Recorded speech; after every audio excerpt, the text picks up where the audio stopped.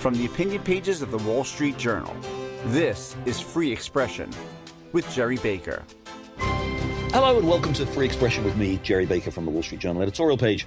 I'm delighted you're joining us this week, and if you don't already subscribe, please do subscribe to Free Expression wherever you get your podcasts. This week, as he stands on the threshold of high office yet again, I'm talking with once and future Israeli Prime Minister Benjamin Netanyahu. He was first elected Prime Minister in 1996, and then after a period of opposition again in 2009, he led his Likud party last month to victory in the Knesset, securing the largest number of seats in the Israeli parliament. That gave him the opportunity to form a coalition government with the right-wing Religious Zionism Party, which in partnership with another radical right-wing party gained significant seats in the Israeli parliamentary elections. Now, he's still in the process of forming that government, but he does seem to be making progress with some key appointments already agreed, including top representatives of those religious parties in important security positions. Now, that's a move that has some in the US and elsewhere around the world concerned about the prospects for stability and peace in the West Bank and the wider Middle East. Mr. Netanyahu is also out with an autobiography, My Life, in which he reviews his many and varied careers as a soldier, businessman, diplomat, and of course, a political and national leader, the longest-serving prime minister in Israel's history. And Benjamin Netanyahu joins me now. Prime Minister, thanks very much for joining us. My pleasure. Now, I want to talk about your book, your autobiography, and the long career and the various different guises in your career that you review in that book. But if I may, I want to start with what's going on right now in Israel. I know you're in the process of attempting to form a coalition government, and there are some things that I suspect are still difficult to talk about in great detail. But one thing we do know is that you have secured agreement with other parties, in particular the Religious Zionist Party, and including giving some important security positions to the leader of that party. As you know, that's caused some concern in other parts of the world. I'm wondering what exactly this coalition, if you're able to form it, what exactly will be the posture that this coalition takes towards the issue, particularly of the West Bank, of Israeli settlements there, and indeed of the whole larger Palestinian question? Well, the position that I've taken over the years, these parties join me. I'm not joining them. My party, the Likud, is by far the largest party in the country, in the parliament, and our positions and my policies are the ones that we'll follow. Those policies say that we seek peace with the Palestinians, a peace that we can live with literally and not die with. And the reason we haven't had peace with the Palestinians all these years is because the Palestinians, regrettably, are governed by leaders who don't want peace. They want a peace not with Israel, but without Israel. They don't want a state next to Israel. They want a state instead of Israel. So that's the reason we haven't had peace with successive governments. You know, everybody said for a while, when I was first elected prime minister, remember this is the sixth time that I form a government. When I was first elected, people said, oh, he's the obstacle to peace. Well, I lost. And then came several prime ministers after me from the left, and they didn't make peace with the Palestinians. And the reason they didn't make peace with the Palestinians is, again, because of the Palestinians. And everybody said you can't break peace to the remainder of the Arab world, which is 98% of the Arabs are not Palestinians. There are 21 Arab countries. People said you can't make peace with the rest of the Arab world unless you first make peace with the Palestinians. That was an impossible obstacle, because no matter how much was offered to them by my successor, Olmert, for example, offered them everything. They still would not accept anything because they want the dissolution of Israel. I decided to go around the Palestinians, not wait for another half century until we make peace with another Arab state. And as a result, we made the historic Abraham Accords with 4 Arab states. And I believe that's the way to go. We're open to genuine negotiations with the Palestinians if they finally recognize the right of the Jewish state to exist. But we're not going to wait for them. And having made peace with the United Arab Emirates, with Morocco, with Bahrain, with Sudan, I am eager to pursue a broader peace that will end the Arab-Israeli conflict, probably circle back then to end the Israeli-Palestinian conflict. But if the Palestinians are ready to come before, we'll do it, including this government. Nonetheless, it was a feature of last month's elections. Obviously, Likud, you won the largest number of seats, but these big advances by these religious parties, in particular the Religious Zionists and the Jewish Power Party, and they are associated with people, the leaders, people like Bezalel Smotrich and, of course, Itamar Ben-Gvir, who've occupied a pretty prominent position as radical and outspoken views on the proper approach to Israeli settlements in the West Bank, and indeed on the proper approach to the whole Arab world as a whole. Isn't there, to some extent, by including these parties in your government, isn't there a recognition to some extent, and again, given their strong performance in the elections, isn't there a recognition that actually this is going to be a somewhat different approach from the one that we've seen recently in terms of dealing with the question of the West Bank in particular and the Palestinians more generally? Well, not really, because the outgoing government didn't change the policies vis-a-vis Judea, Samaria, and the West Bank, and I'll tell you why. Because the argument that the left has been pushing and the international community, many in the international community, and the pundits, don't take any offense, have been putting over the years is, look, if you just give the Palestinians more land, you're going to get peace. But every time we gave them land, we didn't get peace, we got terror. Not only did we get terror, when we vacated territory, as in Gaza, we got Iran. Iran through its proxy Hamas. We left Lebanon, we got Iran through its proxy Hezbollah. And given that Israel is so tiny, and the entire area that includes Israel and Judea, Samaria, the West Bank is roughly the diameter of the Washington Beltway, we can't just leave there and let Iran enter the outskirts of Tel Aviv, because what happens is we don't get peace, we get terror. The Palestinians get subjugated by these Islamist dictatorships, so nobody benefits. The way we'll get peace with the Palestinians, and I think it'll happen after we make many more peace treaties with the Arab world, the way we're going to get peace is to let the Palestinians have all the powers they need to govern themselves and none of the powers that could threaten our existence. And that requires something less than perfect sovereignty. That is, I don't care, let them govern themselves. I have no intention to govern them. But in terms of controlling this tiny area, who has control of the airspace? Who has control of the ground passages? Who can root out terrorists? That will have to remain in Israeli hands. My friend of many years, Joe Biden, when he was vice president, said to me, but Bibi, that's not perfect sovereignty. And I said, you're right, Joe, but that's the only the thing that will work. That's what we learn in the Middle East. If Western powers vacate a territory, then the radical forces immediately take over. And the result is not peace, but horror. Iran takes over. The true nature of Iran has been unmasked for the entire world. You can see this horrific regime and what it does to its people. We don't want that replicated in the hills above Tel Aviv or the neighborhoods of Jerusalem. It's just not going to happen. It's an imperfect peace. The world is imperfect, but it's the best you're going to get. You've previewed just about all the topics I want to talk about with you there. Iran, President Biden. That's it. The wider, you previewed them, but we haven't got into them in quite enough detail, but also the Abraham Accords and what other possibilities there might be. But one final question, if I may, on this new government, and then we'll move on. It has been reported, not least by the Wall Street Journal, that the Biden administration expressed strong opposition to the idea that the leader of the Religious Zionism Party, Mr. Smotrich, could have a role like defense minister. He hasn't been given that role, I should say. Did the Biden administration veto your formation of a government? No, not at all. In fact, they issued a formal statement saying that they're not going to object to this or that specific person, but they're going to look at policies, which I think is actually a fair statement and a sound statement, because that's how you deal with it. In democracies, we don't choose the people elect. We deal with, and I deal with anyone elected in any democracy, including in the United States. I mean, we've had a very strong bond between Israel and the United States, between the people of America and the people of Israel. It's actually an unbreakable bond. And though I've had my disagreements with Republican presidents and Democratic presidents, that feeling of, how shall I say, mishpocha, that's a Hebrew Yiddish word for family. We have disagreements in the family, but we're family. And we respect each other's democratic choices, and we deal with the governments that are elected. And we deal with them fairly well, I have to say, with each other. We know how to deal with each other. One of the things you write about in your book is obviously the relations with the United States. And as you've just said, it is very striking that for years you argued for a kind of what's known in the US as sort of an inside-out policy towards the resolution of the Palestinian problem. That is, that to end the centrality of the idea of Israeli settlements and of the West Bank, but actually to get normalization of relations with the rest of the Arab world, with the major Arab countries in the region. And that was, as you say, rejected by presidents of both parties. And then along, of course, came Donald Trump and actually agreed to that and actually implemented that. And then we got the Abraham Accords, essentially exactly in the mold of what you described. Can I just ask you about that? You already have these agreements with 4 Arab countries.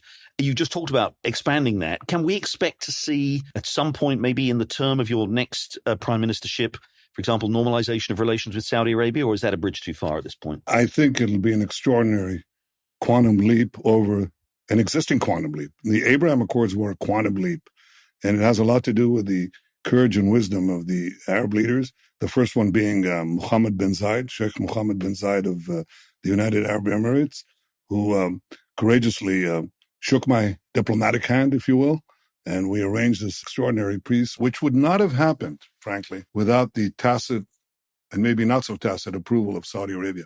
Remember that 2 years before the Abraham Accords, Israelis began overflights over the airspace of Saudi Arabia. You know that's not accidental. When I won this election, my close friend, Mohammed Saud in Saudi Arabia, who's sort of my fan club there, he calls me up and he says, Bibi, congratulations, you're our prime minister. Now, you know that that's not going to happen. He's doing that in the Saudi and the internet there. And I suspect that if the Saudi government didn't want him to do that, he wouldn't do that, right?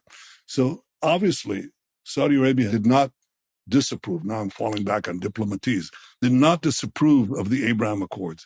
It would be an enormous pivot of history if we were able to make peace with Saudi Arabia, because I believe that it would effectively end the Arab-Israeli conflict. Remember that the Arab states comprise about 98% of the Arab population. The Palestinians comprise 2%. But their policy of rejecting any genuine compromise with the Jewish state and any boundary was used as a veto against breaking out to any peace with any other Arab country. I mean, we made peace with Egypt, with President Sadat and Menachem Begin, historic breakthrough. That was many decades ago. 25 years ago, we made peace between Israel and Jordan, King Hussein of Jordan and Yitzhak Rabin, the prime minister of Israel. For 25 years, we couldn't get anywhere because people said, you must first solve the Palestinian problem before you break out to the Arab world. And I said, well, then we'll wait forever because the Palestinians are vetoing any peace. They want the dissolution of Israel, not a solution with Israel. So I went around it. It proved fortuitous. I was glad that President Trump agreed with me. By the way, it took me 3 years to persuade his people and the president himself that that's where we should go. But once we did, it just skyrocketed. I mean, right now, hundreds of thousands of Israelis are flying over Saudi Arabia to Dubai, to Bahrain, to Abu Dhabi, billions of dollars of joint ventures, a warm peace, a peace between peoples, Israelis dancing in the streets of Dubai with Arabs. It's just incredible. But I envisioned that that would happen. I'll tell you the truth. I didn't envision it would happen with that speed and that remarkable affinity, but it's just a harbinger of things to come, I hope. And yes, I'll do everything I can to have peace with Saudi Arabia. What briefly is holding back the possibility of a peace and normalization with Saudi Arabia right now? It's a Saudi decision. So the deal is on the table exactly as it has been with these other Arab countries, and the Saudis have just got to decide whether or not they take it. Is that right? Or are they trying to negotiate some extra concession or something on behalf of the Palestinians? Is it just literally up to them to sign up? Look, I haven't dealt with it, obviously, because I believe in you have this arrangement in the United States, one president at a time. Well, I believe in the principle of one prime minister at a time. And I'm not yet the prime minister. When I get in there, I'll look into the possibilities of what we can do, how fast we can do it. I assure you we'll examine it. But ultimately, this is not achieved by, I believe in open covenants secretly arrived at. That sounds like a perfect diplomatic formula. We've got to take a short break there, but when we come back, we'll continue with Benjamin Netanyahu, incoming, and of course, former Israeli Prime Minister. And we'll talk not only about Israel's immediate neighbors and its relations with the wider world, but also about Israel's own economic performance and how it's managed to become one of the most successful economies in the world. Stay with us. You're listening to Free Expression with Gerry Baker. Don't forget, you can listen to the latest episode anytime on your smart speaker. Just say, play the Opinion Free Expression podcast. Now, back to Gerry Baker. Welcome back. I'm talking with Benjamin Netanyahu, Prime Minister of Israel. Let's move on to Iran, if we may. You mentioned Iran, of course, there, and you've talked a lot about it, and there's a lot of concern about it right now here in the United States, too. One of the fascinating things in your book is, of course, you recount your various discussions with American presidents, particularly President Obama, with whom you had profound disagreements on Iran. The Biden administration came in trying to resurrect the JCPOA, the nuclear deal that essentially lifts economic sanctions on Iran in exchange for some, what I think most of us would say were fairly minor concessions in terms of its nuclear program. That obviously seems to be going nowhere. What's your sense here of, firstly, the threat from Iran, we're getting all this information that it is accelerating its nuclear program, and secondly, what could possibly be done outside a JCPOA type arrangement to deter them from proceeding with that? Well, first, I think there's a change in Washington as I sense it. I haven't had direct talks with the U.S. administration, but I sense a change because of the unmasking of Iran's true nature for the entire world to see, courtesy of the extraordinarily brave Iranian men and extraordinarily brave Iranian women who are fighting for freedom, for basic freedoms. And you can see the horrific nature of this regime, its murderous nature, it's killing them in the streets, and yet they stand up and protest for their rights. And I think that's changed attitudes everywhere, including in Washington, and that's good. We have to understand that the nuclear agreement does not stop Iran from pursuing its nuclear weapons program. It's not only because they cheat, it's because that even if they don't cheat, the agreement says that in 3-4 years, Iran will effectively have, with international approval, unlimited enrichment capability of uranium, the toughest part in manufacturing nuclear weapons. And in the meantime, they're developing these tremendously advanced centrifuges under the JCPOA that will allow them to enrich the nuclear cores for 100 bombs. So it really paves Iran's path with gold to a nuclear arsenal, and that's wrong. Now you ask, how can you stop them? First of all, we have delayed them by actions that we took. I don't describe all of them. In fact, I don't describe any of them, except one. I sent the Mossad to the heart of Tehran. It raided Iran's secret atomic archive, bought 6 tons of materials to Israel, and we conclusively showed that Iran was lying through its teeth. It was seeking to develop 5 nuclear bombs already 20 years ago, and it's seeking to do so now. How do you stop them? Well, we set them back, in my judgment, about a decade, but we haven't stopped them. There's only 2 ways to stop a rogue nation from having nuclear weapons. That is a combination of crippling economic sanctions and a credible military option. When I say that, you should be prepared to use the option if deterrence doesn't work. There have been 5 rogue states that have sought to develop nuclear weapons. The first, Saddam Hussein's Iraq, was stopped by a military action by Israel. The second, Syria, was stopped by military action by Israel. The third, Libya under Gaddafi, was stopped by the threat of a military action by the United States.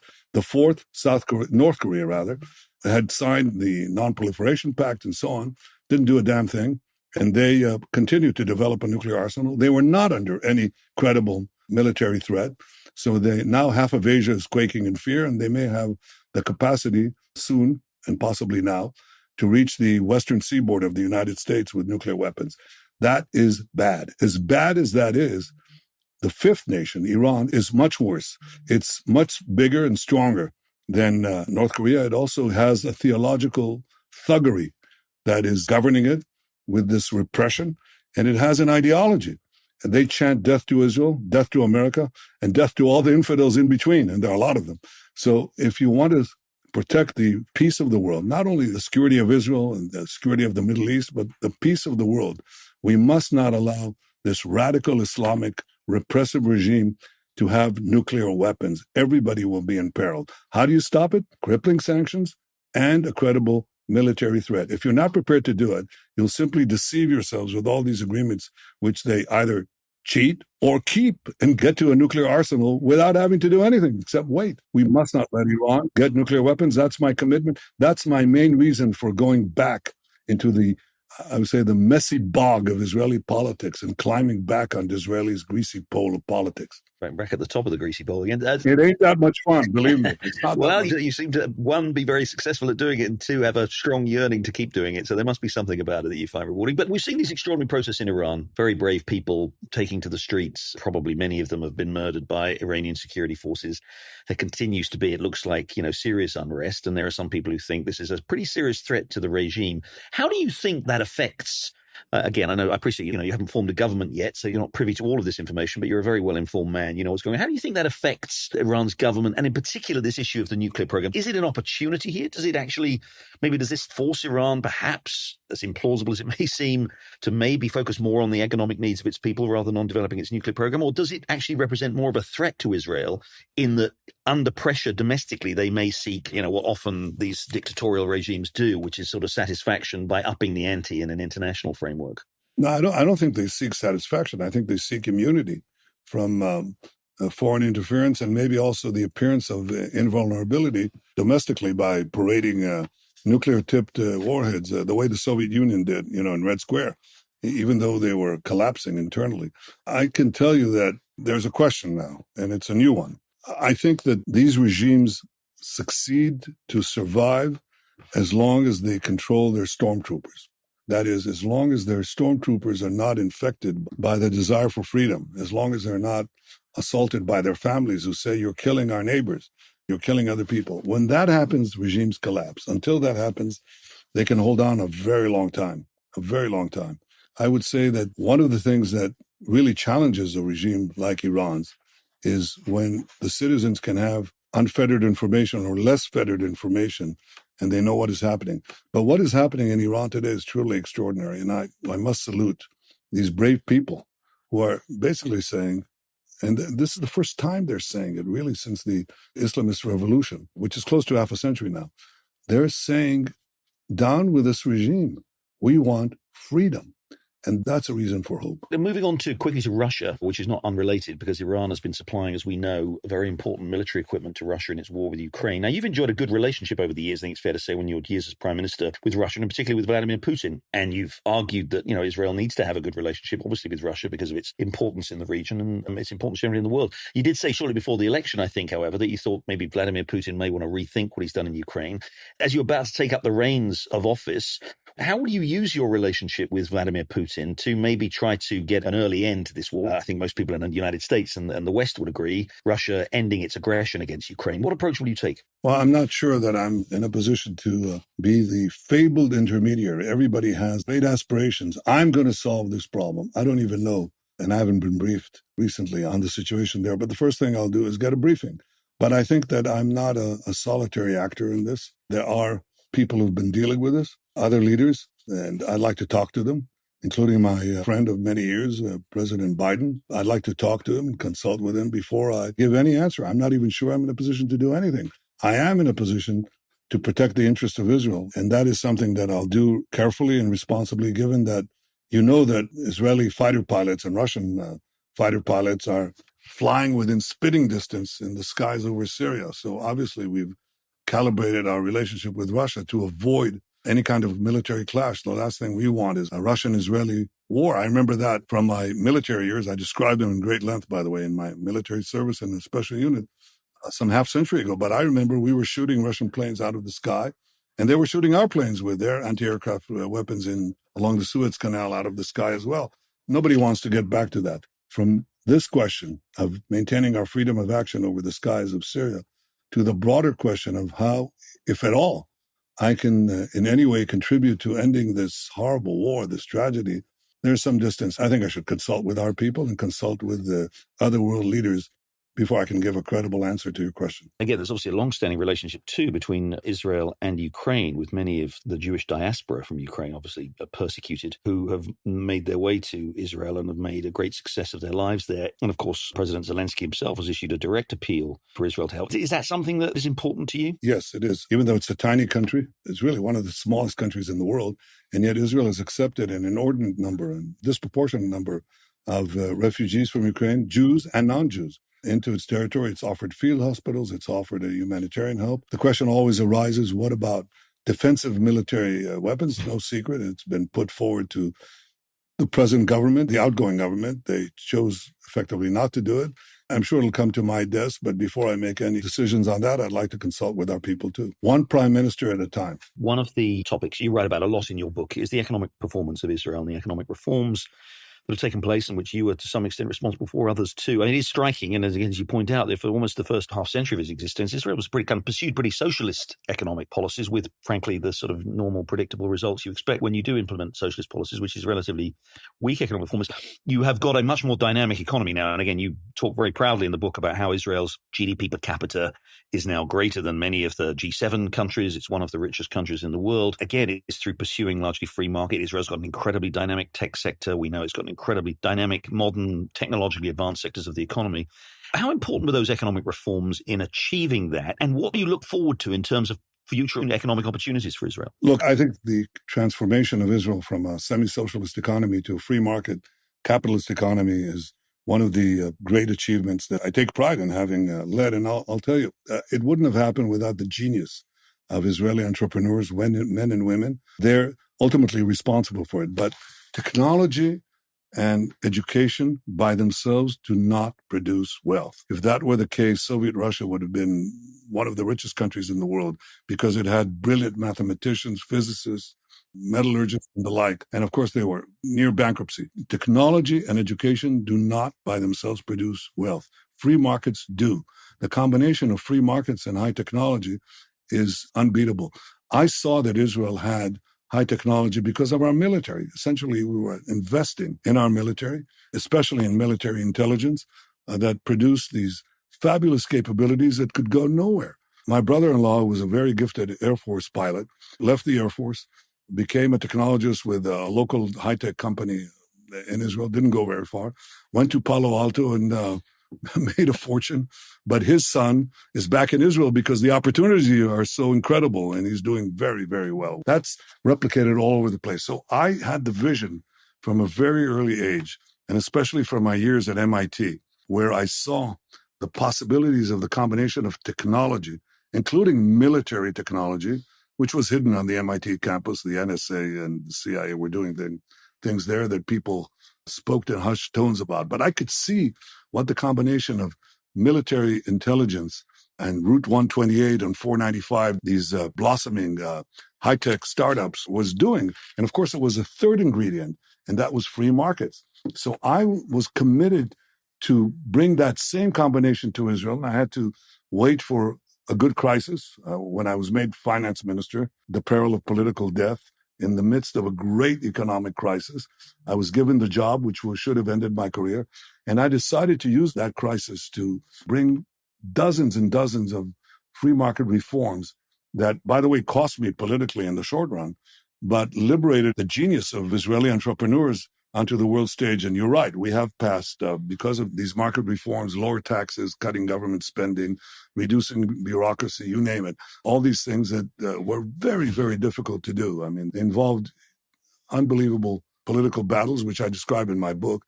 But as a result, Israel has passed most of the countries of Western Europe, not Luxembourg, we're not a bank, but we have passed Britain, France, Japan, and most recently, Germany in per capita income.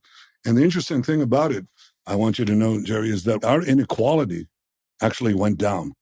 Part of the reforms that I had to do was to cut welfare allowances, which were completely unrestricted and were choking us. But that led to underprivileged sectors in our economy, Orthodox women, Arab men, and others, to join the job market. And as they entered the job market, they actually were making more money in this rising marketplace than they would get from welfare allowances. So as a result, not only did Israeli GDP per capita go up, but Israeli inequality went down to its lowest level in 20 years.